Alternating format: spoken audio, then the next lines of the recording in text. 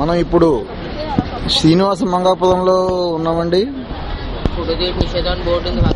శ్రీనివాసుడు పద్మావతి దేవుని పదనేమాడి అగస్త్యముని ఆశ్రమం నుండి బయలుదేరుతుండగా అగస్త్యముని ఆదేశానుసారం 6 నెలలు ఇక్కడే కాపురం చేసినట్టుగా పురాణాలు ఘోషిస్తున్నాయి.